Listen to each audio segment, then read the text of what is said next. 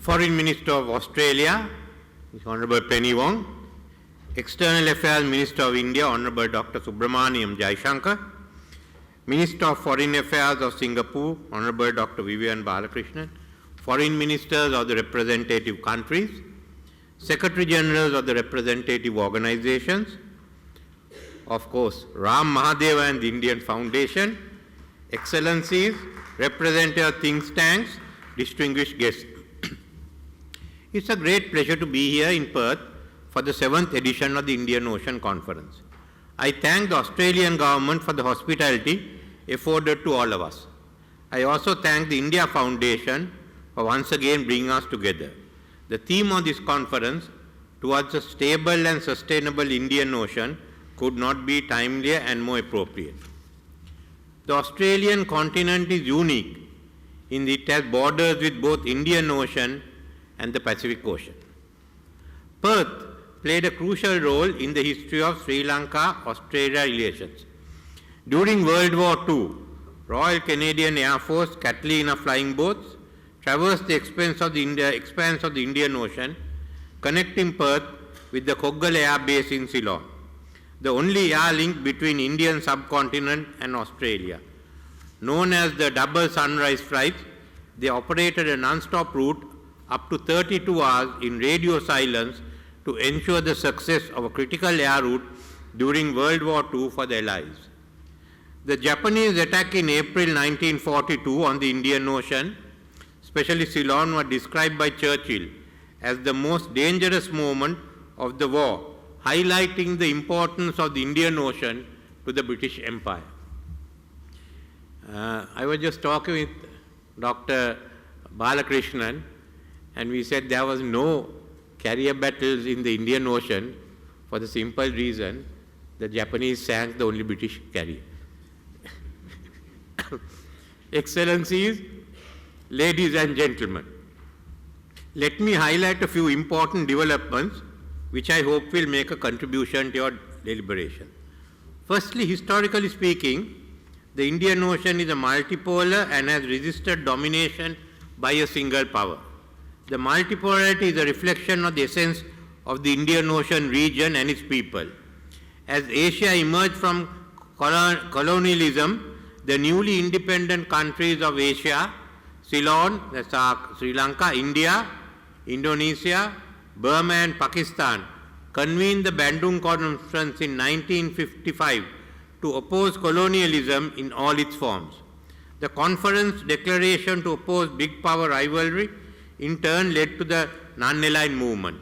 Since then, the Indian Ocean region has been influenced by the spirit of Bandung.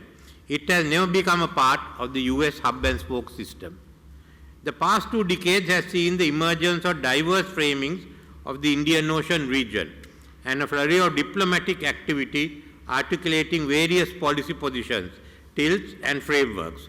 What is clear is that no single objective geopolitical construct has emerged, and we are left instead with a contested vision with multiple interpretations.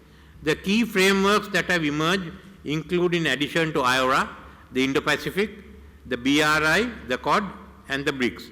There are also regional organizations including ASEAN, ARF, ACD, BIMSTEC, SAARC, GCC, Arab League, OIC, SADC, EAC, and SCO that have been established.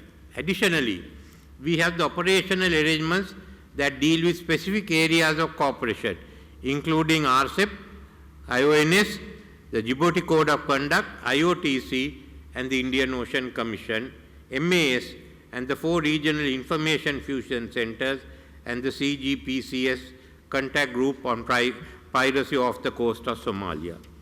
Along with these frameworks and groupings, we have also seen an increased militarization of the Indian Ocean, which is redefining power balances and alliances. In the maritime space, we see a building up in naval capabilities with India, USA, Australia, UAE, Saudi Arabia, and China, all increasing their naval presence significantly. Therefore, balancing between the great power rivalry is becoming an increasingly more complex task. As a result, the space for maneuverability for littoral states is shrinking fast as this rivalry in the Indian Ocean region intensifies and spills over into decision-making on political, economic and security issues. The probable question to choose one over the other is perennially hanging over us. Secondly, the geopolitical developments has resulted in increase in the strategic importance of the Western Indian Ocean that was not foreseen 4 years ago. This is in turn shifting the geopolitical emphasis towards the Indian Ocean. The Ukrainian war and the consequent Western sanctions on Russia has resulted in the resource-rich economy finding new markets in China and the Western Indian Ocean. For example, Russian crude oil is refined in Gulf refineries. Dubai has replaced London as the financial center for the oligarchs. Russia has developed a closer friendship with Iran, which is an important source of supply for drones. Russia is carrying on naval exercises with Indian Ocean countries, including Myanmar and South Africa. China itself has played an active role in healing the rift between Iran and Saudi Arabia. Iran, its allies, have become important players in West Asia. The Shanghai Cooperation Organization, with India, Pakistan and Iran as members, have the Western Indian Ocean as its outer limits. The ill-advised judgment of the US in supporting the Gaza war will diminish its influence in the region.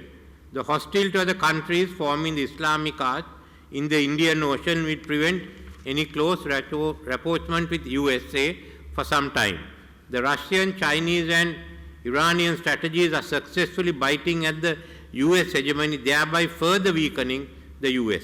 The Indian Ocean stability therefore requires an early end to the Gaza war, followed by A, the establishment within 5 years of an independent Palestine state, and B, guarantees for the security of the State of Israel. Thirdly, the recent attacks on commercial vessels by Yemen-based Houthi rebels is a challenge to the freedom of navigation. We have to ensure access and mobility in Suez Canal, the Red Sea, Bab el-Mandeb and the Gulf of Aden. In addition, we are also faced with threat of Somali pirates once again. The safety of undersea cables and critical infrastructure are also facing additional threats. The presence of drugs in the Indian Ocean and human smuggling has increased. The IUU fishing still takes place. These threats present a challenge to the freedom of navigation in the Indian Ocean. We need to refocus on the freedom of navigation in the Indian Ocean. Sri Lanka offers to recommence the discussions on the freedom of navigation in this ocean. Fourth is the expanding connectivity. According to estimates, there will be an 8-fold increase in the GDP of India and Indonesia by 2050. Similar increases are expected in some of the other countries in South and West Asia. This requires additional port capacities and new transport routes. The Suez Canal may not be sufficient. In this regard, India's 2 new connectivity initiatives are welcome. Firstly, the India-Mumbai, Iran-Russia corridor, and secondly, the India, that's Mumbai, Middle East, European corridor. Similarly, there are connectivity initiatives taking place in the Bay of Bengal. Work has already commenced on the Kunming corridor, giving access to Western China. Thailand is planning the Kra land bridge connecting the Gulf of Siam with the Bay of Bengal. India and Sri Lanka are commencing feasibility studies on land connectivity between the 2 countries, making Sri Lanka a regional logistic hub with Colombo and Trincomalee ports available to South India. Excellencies, ladies and gentlemen, the Indian Ocean Conference theme this year, towards a more stable and sustainable Indian Ocean, highlights the 2 key areas which require focus. What I have outlined before dealt primarily with pursuing stability of the region. There is an equally serious, more immediate and existential threat that looms, and that is the climate crisis. Experts have revealed that the Indian Ocean is warming at a higher rate than the other oceans around the world. The levels of warming are estimated to be 3 times higher than in the Pacific Ocean, and coastal areas across the IOR will experience continuous rise in sea levels and face severe coastal erosion. The Indian Ocean is also rising at a level of 3.7 millimeters annually, and the extreme sea disasters are inevitable. The island states of the IOR are vulnerable and have to be provided with adequate resources to mitigate the effects of climate change. Changes at sea also affect monsoon patterns and in turn impact on agriculture and food security across the Indian Ocean region. They also impact on the biodiversity and in turn on food and livelihood of people of the littoral states. The Indian Ocean presents opportunities in terms of ecology. Not only is it our biggest sink for carbon, but it also provides potential for mitigating the climate crisis through offshore wind, solar and wave energy. Through seaweed farming and mangrove cultivation, we can increase the sequestration of carbon. Sustainable exploitation of our ocean resource is critical for our survival, as the ocean provides for our future. At COP28, Sri Lanka proposed three key initiatives: the Tropical Belt Initiative, including the Indian Ocean, the International Climate Change University, and the Climate Justice Forum. As the current chair of the Indian Ocean Rim Association, Sri Lanka is focusing on the interdependence between the Indian Ocean and climate change. The Climate Change Justice Forum aims to accelerate financing of losses and damages and includes debt justice as an essential component of the overall solution. Any proposal of mitigation and adaptation intervention must take into account the debt component faced by climate vulnerable and developing countries. Excellencies, ladies and gentlemen, we are living in an uncertain times. The stability we had taken for granted since the end of World War II and the Cold War is unraveling.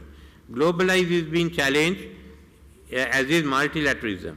The climate crisis is affecting prospects for trade and economic development around the world. It is impacting on food security, livelihood, supply chains, biodiversity, and maritime transportation. Either we can wait for global development to dictate our fate or unite so that we may chart our own course. Creating a safer ocean environment by building confidence and predictability among users and enhancing ocean situational awareness will be key to maintaining peace and security in the Indian Ocean. The main platform that can undertake this important task is the Indian Ocean Rim Association. Ensuring a peaceful and secure Indian Ocean would facilitate sustainable use of oceans for the economic and social benefit of coastal and littoral states. An overarching architecture for the Indian Ocean that deals with critical issues is required.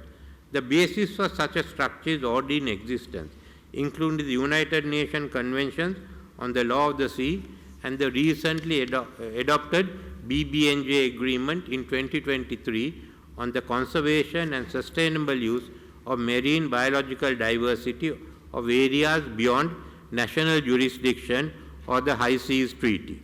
A code of conduct on freedom of navigation and overflight and unimpeded commerce and similar guiding principles on dealing with the climate crisis and the sustainable use of the Indian Ocean are necessary. Only the leaders of the Indian Ocean countries can ensure that these measures are translated to the creation of an overarching regional architecture for the Indian Ocean region.